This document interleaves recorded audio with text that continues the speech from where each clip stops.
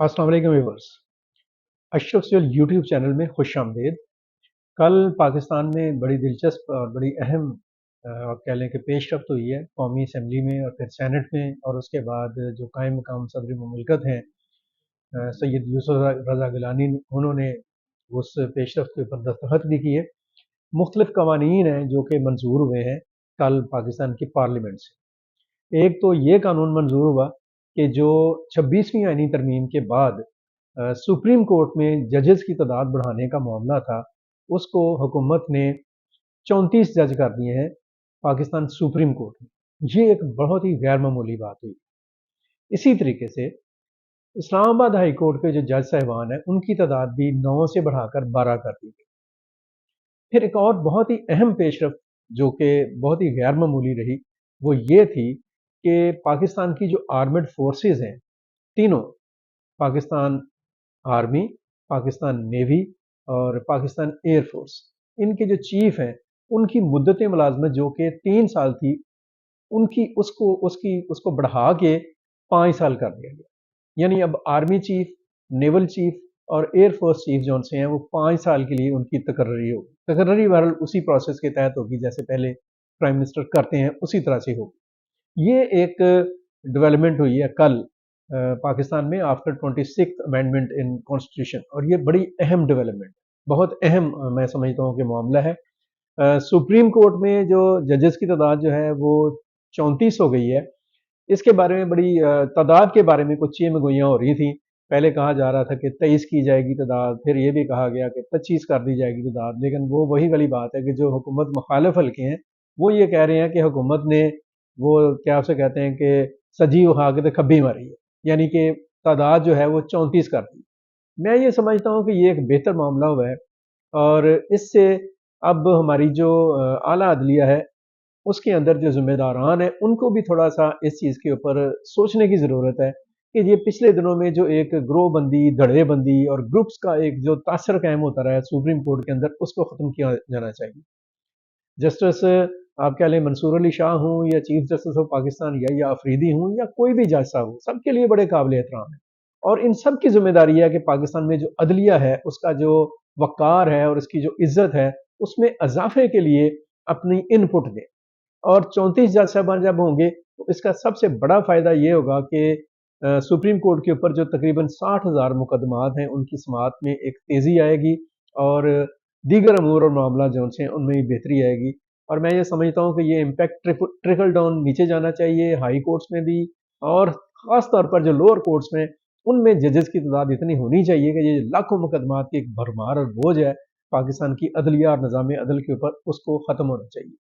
इसी तरीके से इस्लामाबाद हाई कोर्ट में आप कह लें कि वो जो 9 से 12 जज साहिबान हुए हैं उससे भी मामला जो है उनमें बेहतरी आएगी, और सोच भी हमें बेहतर ही रखनी चाहिए। इसके ऊपर कोई दुकानदारी या सियासी पॉइंट स्कोरिंग जो है वो नहीं होनी चाहिए। अब मैं आऊँगा बहुत ही अहम नुक्ते की तरफ, बहुत अहम मौजू की तरफ। आर्मी चीफ, नेवल चीफ और एयर फोर्स चीफ के जो जी की जो तकर्री है ओहदों के ऊपर, उनकी जो मुद्दत है उसको 5 साल कर दिया गया। एक तो मैं आपको ज़रा ये बताता चलूँ कि ये कोई ऐसे अचंभे की बात नहीं है। अमेरिका में और दुनिया भर में, दुनिया के बहुत सारे मुल्कों में जो आर्मी चीफ हैं उनकी जो मुद्दत तकर्रर है वो 4-5 साल है, 4 साल भी है, 5 साल भी है। तो ये कोई हैरत वाली बात नहीं है। पाकिस्तान में भी एक वक़्त तक 4 साल के लिए आर्मी चीफ मुकर्रर होते थे, बाद में 3 साल कर दिए गए, और ये सारी सियासी मूशगाफी हैं, सियासी रस्साकशी है, खींचातानी है, जिसका भुगतान मुख्तलिफ इदारों को भी करना पड़ता है, और पाकिस्तानी आर्मड फोर्सेस के ऊपर भी इसके इम्पैक्ट्स आते हैं। इस फैसले के बाद ये जो 5 साल की तकर्री हुई है, मेरा ये ख्याल है कि इसमें ख़ास तौर पर जो आर्मी चीफ की तकर्री है, ये तो बहुत ही अहम आप कह लें कि डिसीजन है। इससे एक वो जो फलाह बनता था, एक कन्फ्यूजन पैदा होती थी ना आर्मी चीफ के तकर्रर के वक़्त, हर 3 साल के बाद एक अजीब सी कन्फ्यूजन, एक अजीब भाग-दौड़ और एक अजीब किस्म की खींचातानी, हुकूमत और अपोजिशन के दरमियान एक रस्साकशी, और अजीब-ओ-गरीब किस्म के अबहामात और अफवाहें और मफरूज़े लेकर सामने लोग आ जाते थे, उनका खात्मा हो।